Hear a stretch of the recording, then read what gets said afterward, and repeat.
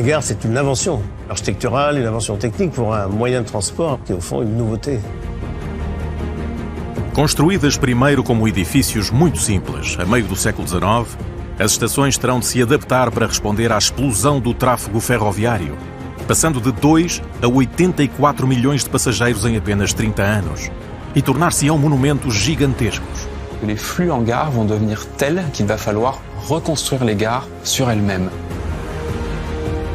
Hoje, não menos de 3.000 comboios e mais de 1 milhão de passageiros por dia passam pelas 6 estações de Paris: Saint-Lazare, Montparnasse, Gare de l'Est, Gare de Lyon, Gare d'Austerlitz et Gare du Nord.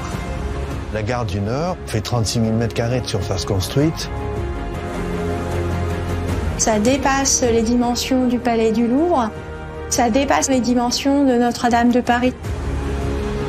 C'est une gare qui est l'équivalent de ce qu'était la cathédrale pour le Moyen-Âge. Sa façade vous en impose. C'est un énorme monument urbain. Por que dispõe Paris de tantas estações?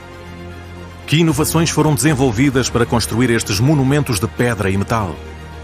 Como se transformaram ao longo da história? La vieille gare de Montparnasse va disparaître sous un ensemble immobilier à tel point qu'on ne voit même plus réellement la façade de la gare. C'est un changement radical de conception architecturale. La gare de l'Est est considérée comme tellement parfaite qu'on ne peut pas se résoudre à la modifier. On décide de reconstruire à l'identique, de la dédoubler en quelque sorte.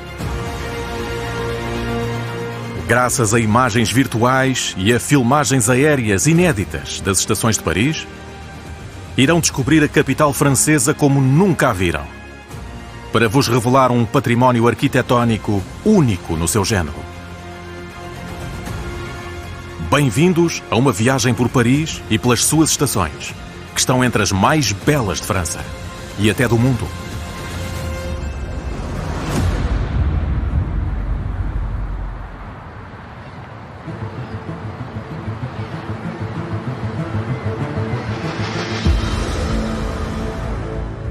Paris, a cidade-luz. Uma das mais belas cidades do mundo e uma das mais visitadas do planeta. Entre os monumentos mais célebres da capital, há alguns cuja arquitetura é inconfundível. Fachadas majestosas, relógios, telhados que cobrem dezenas de linhas de caminhos de ferro, construções fora do comum que acolhem viajantes de todas as cidades do hexágono e mesmo de toda a Europa. São as estações de Paris. São 6, distribuídas em pleno centro da cidade. No total, são 3.000 comboios e mais de 1 milhão de passageiros que passam por elas todos os dias. Entre elas, encontra-se a Gare Saint-Lazare. Situada no 8º arrondissement, fica a apenas a alguns metros dos monumentos mais prestigiados da cidade. Renovada completamente no início do século XXI, após 10 anos de obras, é a estação mais antiga da cidade. A menos de 3 km a oeste, encontra-se a Gare du Nord, que liga o norte da França à Inglaterra, à Alemanha, a Bélgica e os Países Baixos.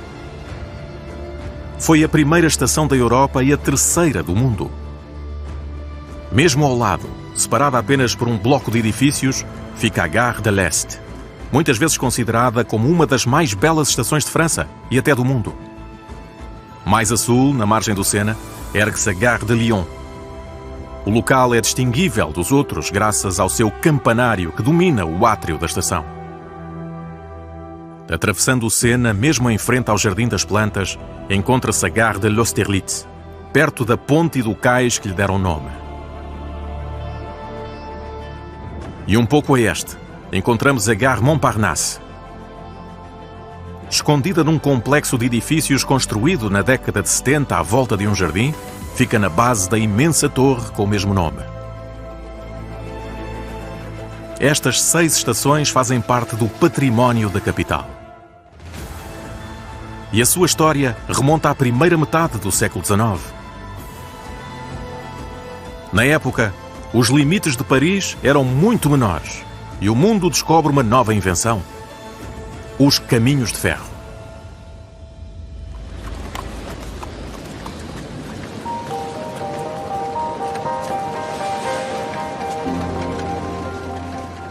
Até aí, as viagens faziam-se de carruagem a uma velocidade média de 10 km por hora ou de barco. Os caminhos de ferro, que surgiram em 1820, provocarão uma revolução économique et industrielle nunca antes vista. Tout d'un coup, ce moyen de transport nouveau, tout à fait révolutionnaire, arrive et on va assez vite saisir l'intérêt et il va y avoir un engouement pour les chemins de fer. Ce qui est nouveau, c'est de circuler sur des rails métalliques dans un train avec des voitures soit ouvertes, soit fermées, tirées par une locomotive à vapeur à une vitesse incroyable de près 40 km/h, c'est grisant. A primeira linha de caminhos de ferro surge em França em 1823. Apenas transporta mercadorias à partida de Saint-Étienne até Andrézieux, a uma dezena de quilómetros. Apenas 15 anos depois, em 1837, surge a primeira estação de Paris, no local onde se encontra agora a Gare Saint-Lazare. Na altura, a palavra estação ainda não existe. O local é batizado Embarcadère d'Ouest, Embarcadouro do Oeste. On parle d'embarcadère, de débarcadère, c'est-à-dire de point, tout simplement, de dépose ou de ramassage de voyageurs. C'est un petit bâtiment très agréable avec des grandes fenêtres, des belles arcades. C'est très joli, c'est ce qu'on appelle une orangerie. Elle est placée sur le pont de l'Europe, d'ailleurs pont qui existe toujours. C'est une gare très très modeste. Un bâtiment, pont, les quais sont en contrebas, au fond d'une tranchée. On a mis de chaque côté des quais, le long des voies de chemin de fer, 2 rampes qui permettent de descendre dans la tranchée. C'est tout à fait élémentaire. O local é explorado pelos irmãos Perrier, 2 banqueiros e empresários instalados em Paris. Juntos, imaginaram este embarcadouro para criar a primeira linha ferroviária de França reservada a passageiros. O seu objetivo era servir os subúrbios requintados da capital. A linha atravessa a pequena cidade de Pec e mais tarde Saint-Germain-en-Laye. 18 km de ferrovia para um trajeto de apenas 30 minutos, 4 vezes mais rápido que uma carruagem. C'est donc une desserte locale qui permet de raccourcir considérablement la durée du trajet et de parcourir ces quelques kilomètres. Ça, c'est très important, sans effort. Rapidamente, a febre dos caminhos de ferro apodera-se do hexágono. Louis-Philippe, o último rei de França, decide assumir o controlo. Ajudado pelo engenheiro Alexis Legrand, o seu governo promulga uma nova lei a 11 de junho de 1842 para coordenar o financiamento e as rotas das vias férreas da nação. A primeira rede ferroviária de França é construída em forma de estrela. Partindo de Paris, liga todos os pontos cardeais do território. São definidas 6 grandes linhas para ir até às fronteiras do país e servir pontos estratégicos e comerciais. Derrière Louis Legrand, il y a une vision très jacobine, très politique, autoritaire, centralisée du gouvernement français, qui entend par ces lignes, comme dira Legrand lui-même, tenir les provinces avec les rênes du rail, c'est-à-dire les tenir en laisse. Le 11 juin 1842, c'est l'acte de baptême qui va permettre de construire les gares à Paris. A lei vai delegar a exploração das linhas de caminhos de ferro a companhias privadas. Esta nova lei do governo francês prepara-se para alterar profundamente a cidade de Paris. On est vraiment dans un système de pluralité de compagnies. Chaque ligne radiale vers Paris a sa gare, et chaque gare est construite par des architectes différents, par des compagnies différentes, avec un style aussi différent. Construire une gare de chemin de fer nécessite d'avoir des terrains extrêmement vastes, non seulement pour le bâtiment lui-même, mais pour tous les équipements qui vont autour. Et puis, naturellement aussi, pour les lignes de chemin de fer proprement dit, qui partent de la gare pour se diriger dans toutes les directions du pays. Cet espace, on ne va pas le trouver dans l'intérieur de Paris. L'intérieur de Paris, c'est à peu près la limite actuelle des grands boulevards. Par contre, il reste des terrains à la limite de ces boulevards. D'anciens terrains religieux, des terrains non construits, des terrains vides ou relativement vides. Et c'est là que les gares vont pouvoir s'implanter. É, portanto, na periferia de Paris dos anos 1840 que 6 estações terminais verão a luz do dia. A Gare du Nord, a Gare de Strasbourg, chamada hoje Gare de l'Est, a Gare de Paris-Orléans, que se tornará mais tarde a Gare de l'Austerlitz, a Gare de Humaine, que se tornará a Gare Montparnasse, a Gare de Lyon et la Gare Saint-Lazare. On construit sur d'anciens jardins, c'est le cas de la Gare Saint-Lazare par exemple, sur d'anciens clos paroissiaux, ce sera le cas de la Gare du Nord. Et puis ces terrains en fait vont permettre de dimensionner l'arrivée du train, une arrivée un peu inédite parce que c'est un monde industriel qui arrive. Donc il faut beaucoup d'emprise, beaucoup d'espace et beaucoup de financement. Após batalharem para encontrar uma localização dentro de Paris, as companhias têm de enfrentar um novo desafio: construir um edifício incomparável na história da arquitetura. La gare, c'est une invention architecturale, une invention technique pour un moyen de transport, un moyen de locomotion qui est au fond une nouveauté. Les architectes vont définir progressivement une grammaire architecturale et ça commence dès la façade. Le fronton est systématiquement agrémenté d'une horloge qui permet d'annoncer l'heure côté rue. L'horloge, c'est le culte de la ponctualité, du temps, c'est le culte aussi de l'unité nationale. Avant le chemin de fer, les heures étaient différentes, c'était l'heure solaire. Le chemin de fer impose l'heure unique pour tout le territoire. Donc d'abord, il y a une horloge. C'est ce qui distingue la gare de tous les autres bâtiments. Por detrás da fachada, é preciso agora inventar a organização do edifício. La plupart de ces gares ont une forme en U, c'est-à-dire que la base du U est tournée vers Paris, c'est la façade qui est avenante, qui ouvre sur la ville, et les deux jambes du U sont l'une affectée au quai de départ, l'autre au quai des arrivées. Como os caminhos de ferro nasceram em Inglaterra, as estações articulam-se segundo o modelo anglo-saxão, onde os comboios circulam à esquerda. O edifício das partidas ficará, portanto, à esquerda e o das chegadas à direita. Este modelo em forma de U, com uma fachada virada para a cidade, prevalece em várias estações terminais em Paris, nomeadamente a Gare de l'Est, a Gare du Nord e a Gare Montparnasse. No interior, tudo está construído para que a multidão se cruze o menos possível. O edifício das partidas está organizado segundo o percurso dos passageiros, desde a sua chegada à estação até à plataforma de embarque. À sua entrada, os passageiros munidos de bagagens compram o bilhete num serviço de bilheteira. Rapidamente é preciso libertar estes passageiros das suas bagagens volumosas, como acontece hoje nos aeroportos. Por fim, o passageiro é convidado a aguardar numa sala de espera.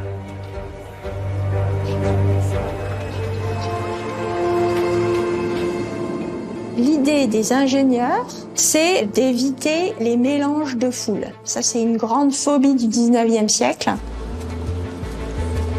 Au lieu d'avoir des foules, on préfère avoir des flux qui sont fléchés. On craint que le public malmène, transgresse le bon usage du chemin de fer. On craint des mouvements de foule inconsidérés, des actes de vandalisme pouvant s'en prendre au matériel. Autrement dit, il faut le discipliner, l'ordonner, le contingenter, l'enfermer, le canaliser tout de suite vers des salles d'attente fermées tant que le train n'est pas arrivé. Rapidamente, outros serviços instalar-se-ão nestes novos edifícios, como as bibliotecas de estação criadas por Louis Hachette. Para ligar os edifícios de partida e de chegada, o modelo da grande nave coberta por uma claraboia prevalece para abrigar comboios e passageiros. L'idée de la verrière, c'est avant tout d'attirer le client par quelque chose de spectaculaire. Faire un grand espace couvert. Et c'est vraiment une des thématiques du 19e siècle. Quand on construit les premiers passages couverts commerçants, immédiatement on fait des verrières au-dessus. C'est plus élégant, c'est plus beau, c'est plus spectaculaire.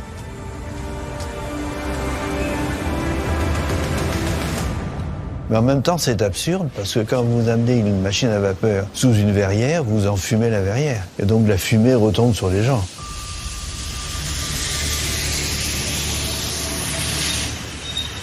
Donc il faut faire une verrière qui sera en partie découverte pour que la fumée s'en aille.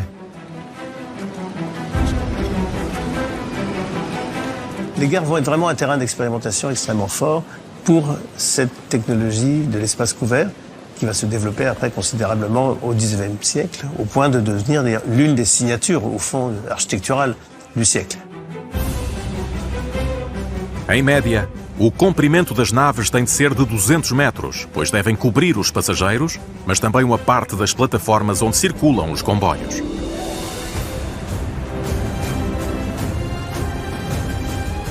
É na expansão da Gare Saint-Lazare que uma nova técnica de carpintaria será inventada por um engenheiro francês, Camille Polonceau.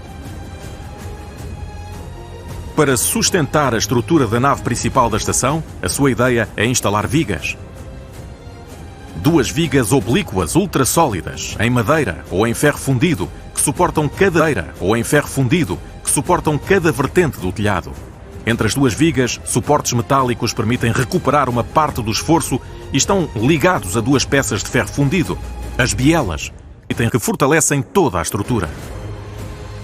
Este sistema extremamente robusto pode suportar forças consideráveis. E o uso do ferro permite aligeirar estas estruturas colossais. É a vanguarda da arquitetura metálica. Mas rapidamente, as estações serão vítimas dos seus desenhos originais. Cette gare a eu un inconvénient, c'est qu'une fois qu'on a construit la gare, on ne peut pas l'étendre, ou difficilement. Donc on construit à l'extérieur du U, on rajoute des quais et on élargit la façade, donc on obtient des gares en forme de peigne. Com o sucesso dos caminhos de ferro, França começa a viajar. Entre 1830 e 1865, o número de passageiros passa de 2 a 84 milhões por ano. Mais do dobro da população francesa da época. Todas as estações se encontram totalmente antiquadas. Au tout départ, c'est un transport qui est plutôt à destination des élites et progressivement, il va devenir accessible à tout un chacun. Ça veut dire que les flux en gare vont devenir tels qu'il va falloir reconstruire les gares sur elles-mêmes. A Gare Saint-Lazare passa primeiro de 2 para 5 plataformas. É então preciso uma nave ainda maior que a anterior, capaz de cobrir esta superfície.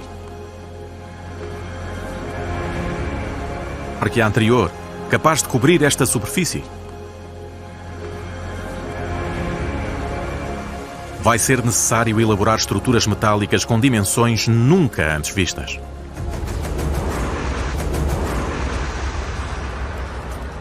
À la gare de Saint-Lazare vont apparaître des premières très grandes halles, une construite par un ingénieur qui s'appelle Flachat, qui est un des ingénieurs principaux qui développe les chemins de fer en France à cette époque, et qui va pour la première fois construire une très grande halle avec un système de charpente entièrement métallique. Abandonando a madeira, Eugène Flachat consegue testar dimensões consideráveis. 40 metros no total, o equivalente a uma avenida.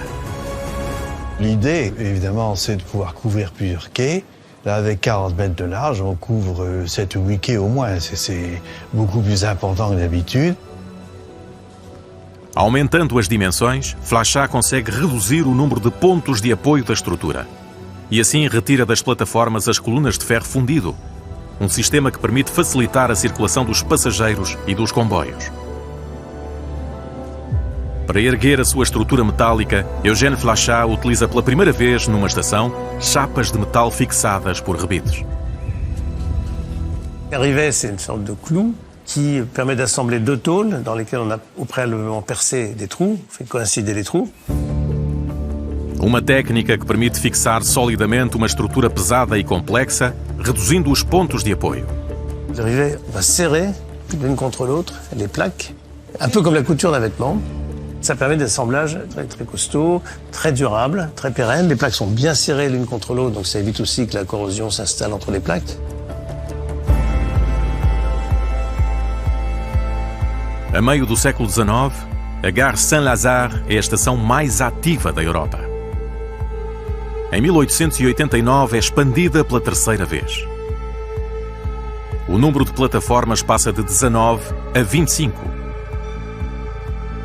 De simples desembarcadouro, em 1837, a Gare Saint-Lazare vai reestruturar-se ao longo da história para responder ao influxo de trânsito.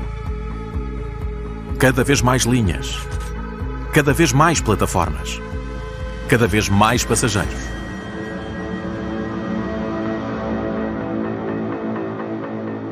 Hoje, com as suas 27 linhas, atravessa os subúrbios do noroeste de Paris e a Normandia.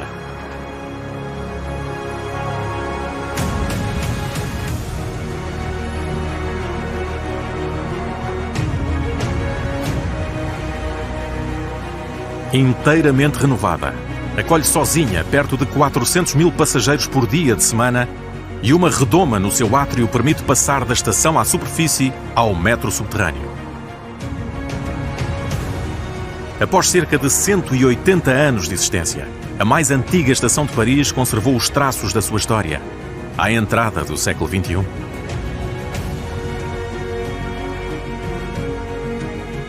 Um pouco mais longe, outra estação teve também um destino incomum. A Gare du Nord. No início da sua história, é explorada pela Compagnie de Chemin de Fer du Nord, que encaminha os passageiros de Paris para Lille. Mas o aumento fulgurante do tráfego ferroviário subjugará rapidamente o primeiro edifício. Durará apenas 20 anos. La gare du Nord, qui est construite à la fin des années 1840, va déjà être remise en chantier au début des années 1860 parce qu'elle est complètement contrainte par son périmètre, par le nombre de voies et par les problèmes que cela procure aux voyageurs pour pouvoir accéder au train. Apenas 20 anos após a construção do primeiro edifício, a Compagnie du Nord decide reconstruir integralmente a sua estação. Uma operação colossal. La Compagnie du Nord qui va vouloir se doter d'une gare beaucoup plus monumentale, enfin à l'échelle en tous les cas, et de qualité architecturale plus proche de ses ambitions. A Compagnie du Nord recorre a Jacques Ignacy Torf, um arquiteto de renome que realizou, entre outras, as obras da Praça da Concórdia. À custa de expropriações, de demolições de prédios e de modificações das ruas, a Gare du Nord muda de escala, dobra o número de linhas e adquire uma fachada monumental. La gare fait 36 000 m² de surface construite, avec 220 mètres de long et 180 mètres de large en tout. Et c'est un énorme monument urbain. C'est l'un des bâtiments les plus longs de Paris. Ça dépasse les dimensions du Palais du Louvre. Ça dépasse également les dimensions de Notre-Dame de Paris. Sa façade ressemble à un arc de triomphe romain. C'est une sorte de grande tenture qui est en face de vous et qui vous en impose.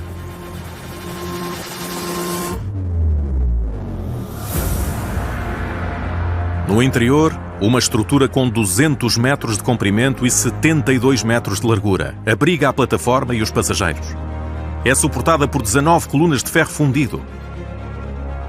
Tem uma altura de 38 metros, o equivalente a um prédio de 12 andares.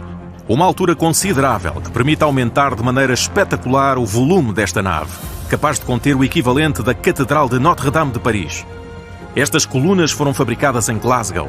Foram fundidas pela única empresa da época capaz de produzir colunas destas dimensões e foram transportadas até ao local das obras de barco, em 3 partes. L'idée de ces colonnes en fonte, c'est qu'on peut réduire considérablement la dimension des piliers. Donc, ça permet à la vue de passer. L'idée est d'alléger au maximum ces points d'appui en les faisant les plus étroits possibles.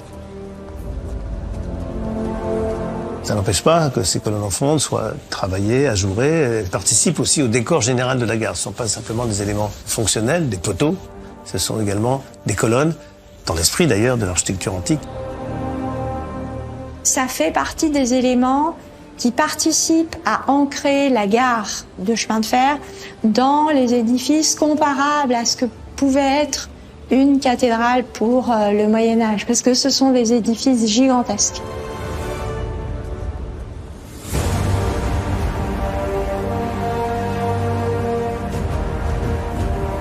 Hoje, contando o tráfego ferroviário, o RER e o metro, a Gare du Nord, a primeira estação da Europa, acolhe perto de 300 milhões de passageiros por ano, ou seja, perto de 5 vezes a população francesa. Ao lado da monumental Gare du Nord, a Gare de l'Est acolhe 10 vezes menos passageiros. Apesar de ser mais pequena do que a sua vizinha, deixou o seu cunho na história.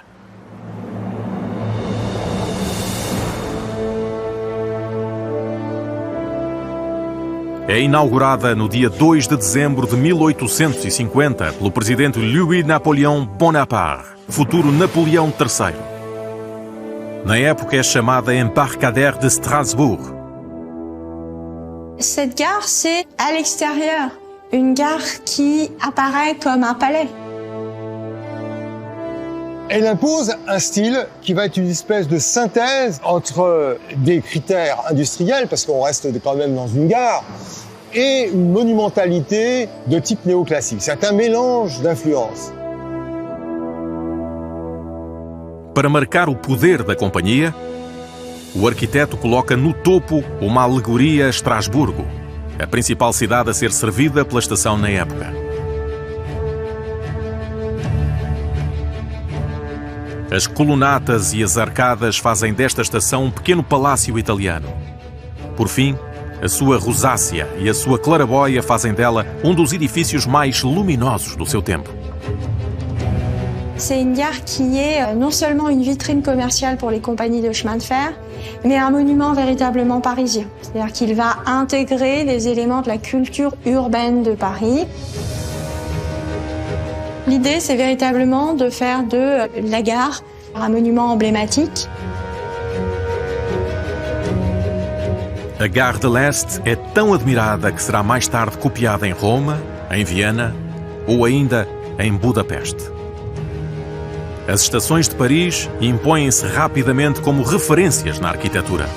Mas apenas 20 anos depois do começo da sua história, um evento dar-lhes-á um lugar ainda mais importante na organização da capital francesa.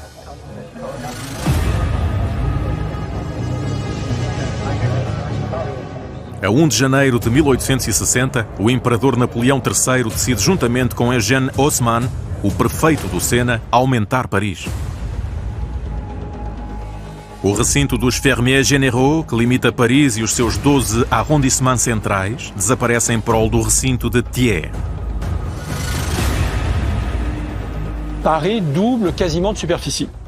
C'est évidemment un événement tout à fait considérable dans l'histoire des Parisiens. C'est à cette occasion-là qu'un certain nombre de communes périphériques deviennent des quartiers de Paris. Belleville, Ménilmontant, La Chapelle. Les gares qui étaient vraiment aux confins de la ville se retrouvent désormais quasiment au milieu de la ville. Les gares, dans le dessin d'Haussmann, sont des points névralgiques, parce que c'est de là d'où vont partir et arriver les grandes avenues qui sont au cœur même du projet de réaménagement de Paris sous le Second Empire. São realizadas obras imensas para transformar Paris e tornar as estações mais acessíveis. Haussmann desenha a Boulevard Denain para libertar a Gare du Nord, ou ainda a Boulevard Montparnasse e a Rue de Rennes para servir a Gare Montparnasse. Por fim, prolonga a Boulevard de Strasbourg com a Boulevard de Sébastopol até ao Sena, uma perfuração de mais de 500 metros. Finalmente, decide ligar as estações entre si, criando uma linha circular chamada Petite Ceinture.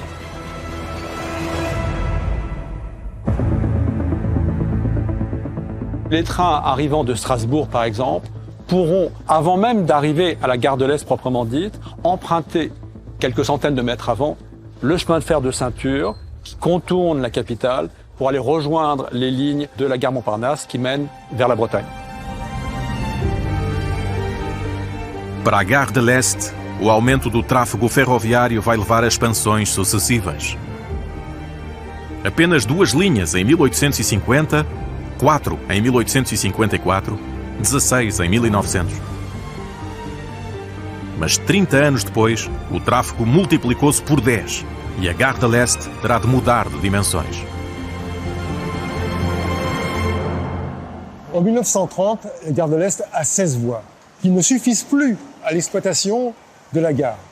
Le trafic ferroviaire de banlieue explose.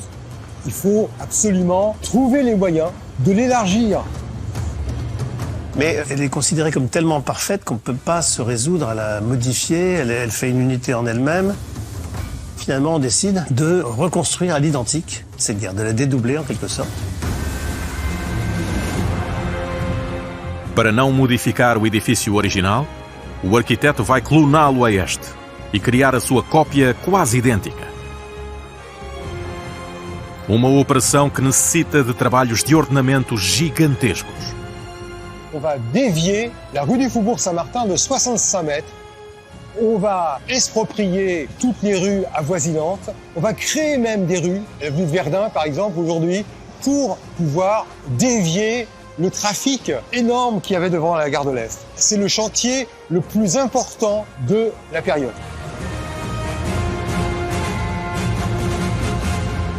Tout ce qui est la partie du milieu et de la droite de la gare occupe la place d'un quartier ouvrier qui a été rasé. Plusieurs milliers de logements ont disparu d'un coup. As demolições são consideráveis. Em cerca de 400 metros do lado da Rue du Faubourg Saint-Martin, um bairro inteiro é demolido. Mais de 500 mil metros cúbicos de detritos, cerca de 60 mil metros cúbicos de betão armado e 15 mil toneladas de metal. Graças a estas obras monumentais, a Gare de l'Est passa de 16 a 30 linhas. Uma ponte imensa com 150 metros de comprimento permite transpor as linhas de caminhos de ferro. On fait un pont qui traverse en biais, sans portée intermédiaire.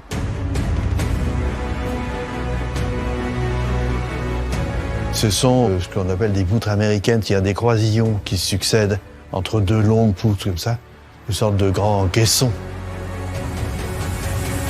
Ce qui permet à la rue de passer au-dessus des voies. A Gare de l'Est, pelas suas fachadas, os seus telhados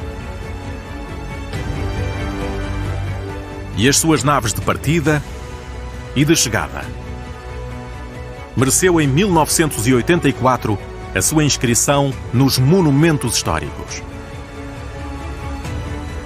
Para alguns, é uma das mais belas estações de França e até do mundo.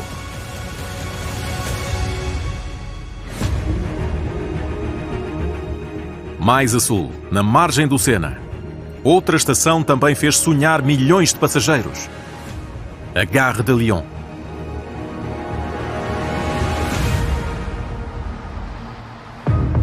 La gare de Lyon, elle transporte toutes les têtes couronnées et elle emmène les gens vers Nice, vers Cannes, vers les sports d'hiver, vers les colonies, l'Algérie, la Tunisie, le Maroc. C'est-à-dire un monde qui fait rêver, un monde merveilleux, un monde de luxe.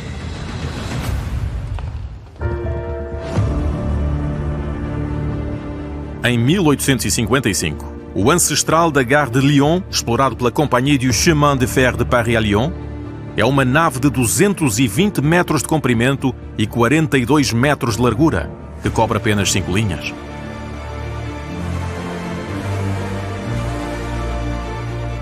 Mas em 1900, a Gare de Lyon vai ganhar uma nova dimensão.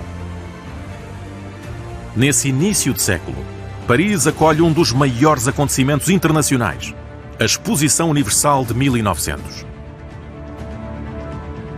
Perante os milhões de turistas e viajantes, é preciso mostrar que a capital francesa é a cidade mais moderna do mundo. Les gares vont ainsi devenir des étendards de la modernité industrielle et aussi des capacités techniques et d'invention des pays qui accueillent les expositions universelles. 1900 pour les gares de Paris, c'est l'apogée de la beauté, de l'habillement, c'est l'habillement du maquillage extérieur. elles deviennent très très belles parce qu'il faut participer à cette fête qu'est l'exposition universelle. Na altura, é a Companhia de Chemin de Fer de Paris a Lyon e a Méditerranée, chamada PLM, quem explora a Gare de Lyon. E vai aproveitar desta exposição para fazer uma transformação magistral no seu edifício. Para marcar o seu poder, o arquiteto Marius Tudor vai equipar a estação com uma enorme torre do relógio, também chamada campanário, um monumento completamente novo numa estação ferroviária.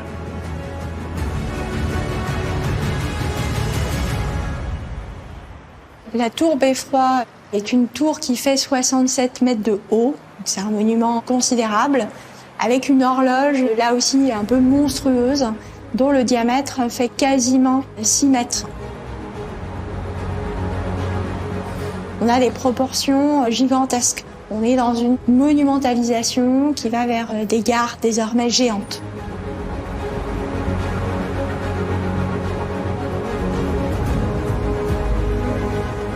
Le campanile permet de porter une horloge de très grande dimension, donc visible de loin, signale la gare, bien sûr, dans un contexte urbain qui a déjà beaucoup changé, mais comme un élément singulier, permet aux voyageurs qui veulent accéder à la gare de se repérer, de la voir de loin, de s'y diriger plus facilement. Os quadrantes dos seus relógios têm 6,5 metros de diâmetro, apenas alguns centímetros a menos que o Big Ben, em Londres. As obras da nova Gare de Lyon mobilizaram mais de 2.000 trabalhadores.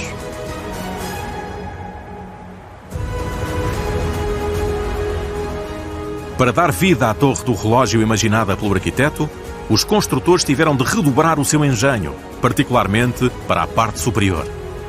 Ergueram em primeiro um esqueleto inteiramente metálico, à volta do qual colocaram as pedras da fachada, antes de inserirem os 4 relógios gigantescos e de cobrir o cume com um telhado de metal de 10 metros de altura.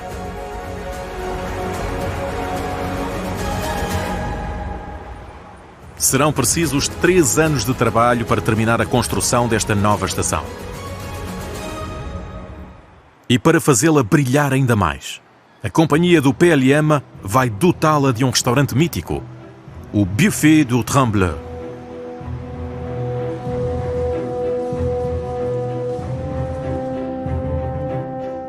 Será inaugurado em 1901 pelo Presidente da República, Émile Loubet.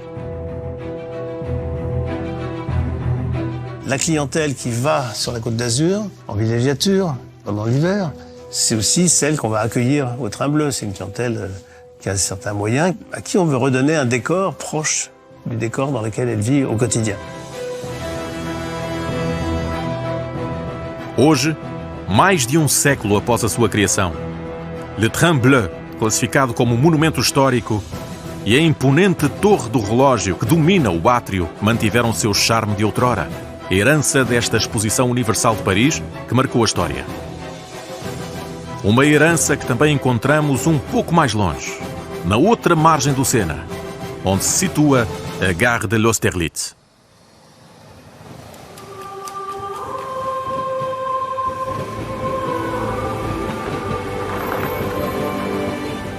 Hoje, com apenas 90 comboios e 26.000 passageiros por dia, é a mais pequena das 6 estações parisienses.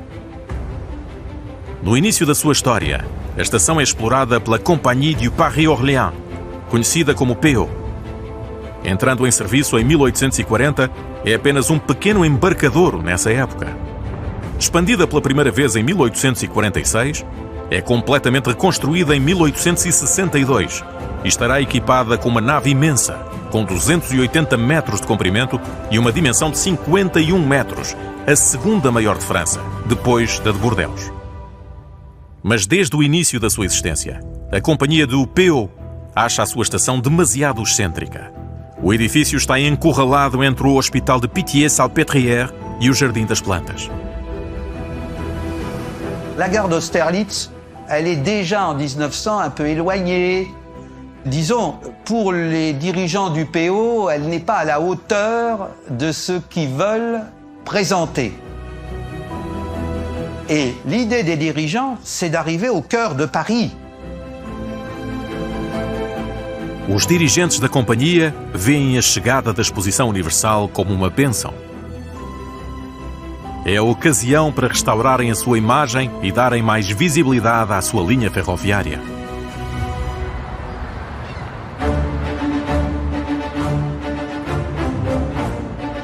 Para conseguir isso, vão aproveitar um evento trágico acontecido alguns anos antes à beira do Cais do Sena, a alguns quilómetros a oeste da Gare d'Austerlitz.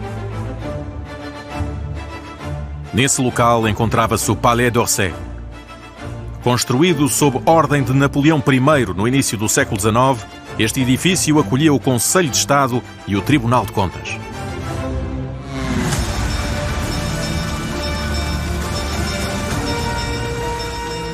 Mas em 1871, um incêndio gigantesco destrói totalmente o edifício. Il reste un terrain vague avec quelques ruines, en plein cœur de Paris, près de l'Assemblée nationale. A Compagnie du Paris-Orléans compra o terreno para lá criar uma nova estação, a Gare d'Orsay.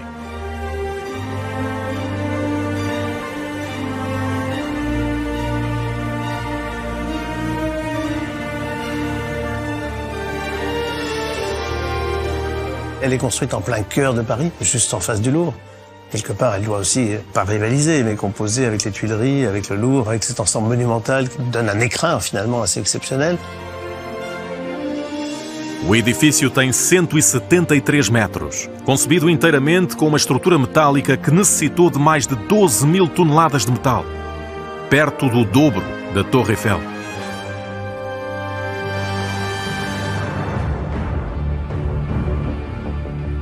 O objetivo da companhia é que os seus clientes vindos para a Exposição Universal tenham acesso em pleno ao coração de Paris. A Gare d'Orsay é ligada à Gare d'Austerlitz por uma linha subterrânea de cerca de 4 km, paralela ao Sena. Um projeto excepcional para a época, pois esta ligação subterrânea impõe o uso de uma tração elétrica, quando na época a maioria das locomotivas funcionavam a vapor.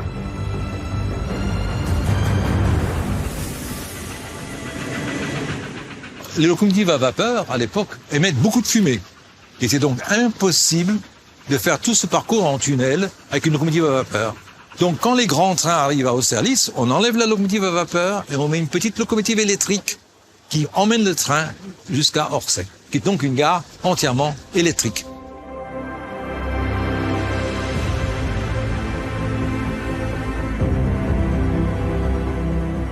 No próprio recinto da estação, um palácio e um restaurante luxuoso podem acolher uma clientela abastada, no meio de marcenaria e estuque dourados. On n'a pas lésiné sur les volumes, sur le traitement des décors très soignés, très bien dessinés en façade.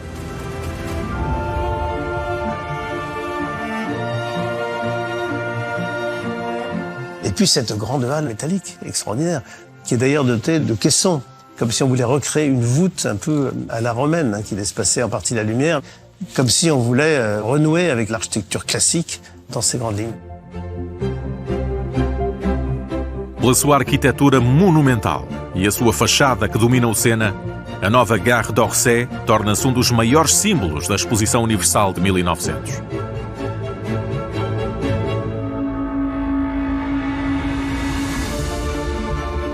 Mais de um século depois, a estação já não existe. O edifício, classificado como monumento histórico, alberga hoje em dia o Museu de Orsay, inaugurado em 1986. O local acolhe hoje mais de 3 milhões de visitantes por ano.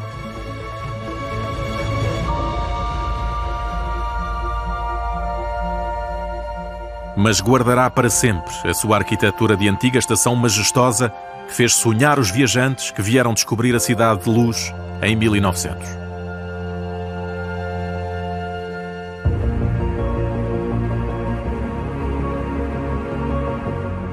A apenas 4 km a sul da antiga Gare d'Orsay, encontra-se um edifício cujo destino foi bem diferente das outras estações de Paris. A Gare Montparnasse. A estação encontra-se na base da imensa Torre Montparnasse, que a domina com os seus 209 metros de altura e 58 andares. E há mais de 150 anos, o ancestral da estação tinha um aspecto muito diferente do atual.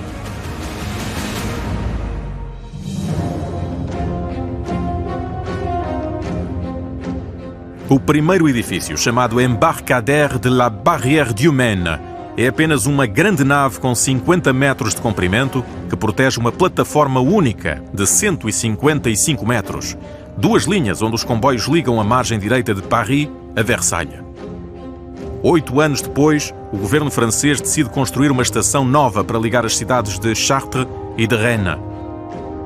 Em 1852, Paris inaugura a Gare de Chemin du Fer de l'Ouest, rapidamente rebatizada Gare Montparnasse.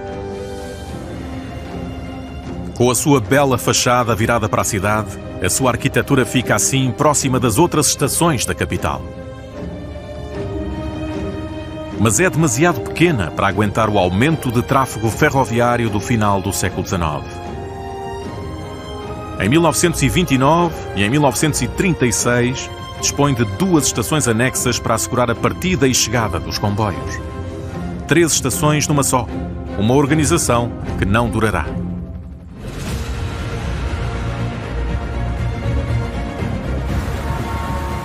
Trinta anos depois, o Estado, através da SNCF, torna-se proprietário de todas as estações de Paris. Em toda a França, o automóvel torna-se comum. Os caminhos de ferro têm de adaptar-se aos novos desafios dos transportes e as estações têm de modernizar-se. A Gare Montparnasse não consegue responder aos desafios do futuro, portanto o Estado decide destruí-la. Desde 1965, a renovação do setor Maine-Montparnasse torna-se uma das maiores obras da capital.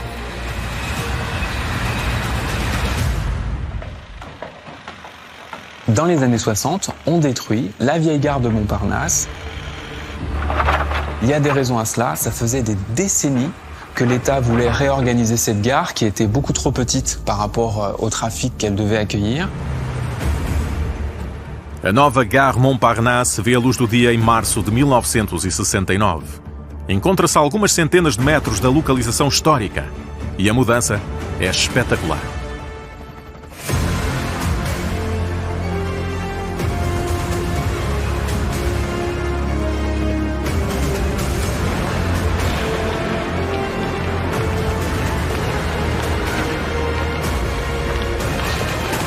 Elle va disparaître sous un ensemble immobilier qui est composé de logements, de bureaux, à tel point qu'on ne voit même plus réellement la façade de la gare. C'est un changement radical de conception architecturale. La gare Montparnasse de la fin des années 60, quand elle est inaugurée en 1969, c'est une gare dont on dit qu'elle ressemble à un rideau de douche, puisque c'est finalement l'immeuble de bureau qui est situé au-dessus de ces quais qui fait figure de façade.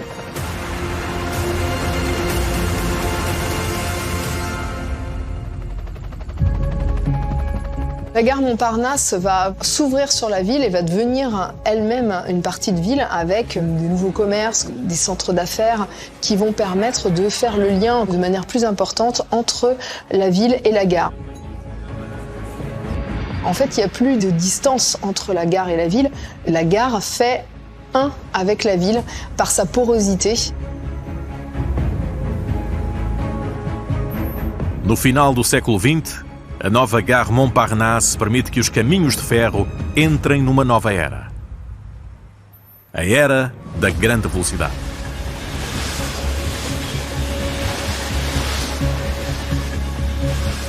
Ce qu'on vise, c'est une clientèle d'affaires. On essaie de séduire cette clientèle d'affaires en lui proposant un meilleur service et un meilleur accueil en gare. À l'occasion de l'arrivée du TGV, on réinvente la manière d'être accueilli en gare et de prendre son train.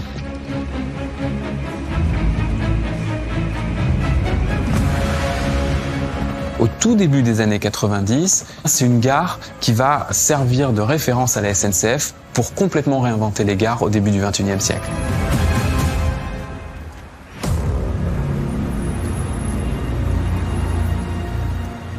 Ao longo da sua história, todas as estações de Paris sofreram transformações excepcionais. Enfrentaram o aumento contínuo do tráfego ferroviário. Viram os comboios passar de locomotivas a vapor à tração elétrica, antes de se adaptarem ao comboio de alta velocidade. De simples locais de partida e chegada, tornaram-se, através de grandes obras de modernização, locais de vida, onde podemos aproveitar o tempo para parar. Como catedrais do século XXI, as estações de Paris tornaram-se verdadeiros monumentos emblemáticos da cidade. E fazem agora parte do património da capital francesa.